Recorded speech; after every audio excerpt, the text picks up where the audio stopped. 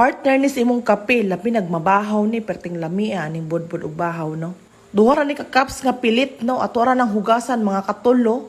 Then ato ang i-drain ng tubig, then iset aside sa na. Color violet, magiging nakita, no? Sa butana to na siya flavor. Sa ako ang pan, gata ra na nga 1.5 cup, ato ang pabukalon. So pagkabukal, anak, mag-add ta og 1 cup nga ube condensed milk. I-mix ra nagtarong ng duha, then ang kalayo, ani hinay lang yun kayo, ha? Mga low to medium. Then mag-action na po siya kabukal, ibutang na nato tong pilit. Diha nato siya lutoon. So ato nang i-mix diha, din ato na siyang takluban, no? Kay kining pilit ra ba dugay-dugay pud maluto ni. Basta ang imong kalayo kay imuhang hinaan. Pero i-check pud nimo panagsano kay aron dili mo dukot ba, di masunog ang imuhang pilit. So pagkaluto ana og medyo mumala na siya, okay na kay ato na siyang puston. Ikaw ang mag-decide sa unsa ka dako ug unsa ka baga, ha. I-flatten ra nato na siya diha, then mubutang ta og cheese. I-roll yo, then ato na siyang syempre puston gyud na nato. Then isecure na to ning kilid ani, ato na siyang hiktan. So mangita ra ka diha og kung unsa may imo ikahikot ana. Pwede ra gud og katong thread good sa sako good. Then gupitan ra to ning isig kilid ani kay aron dili maghuot sa kaldero, no. Sa akong kaldero gihapinan ra nako na og kaning dahon sa saging. Ibutangan og tubig nga kanang mag-submerge jud siya og dahon na pod day nato na siyang luto og mga 1 hour. Dali ra kayo kay 4 ingredients ra man ni.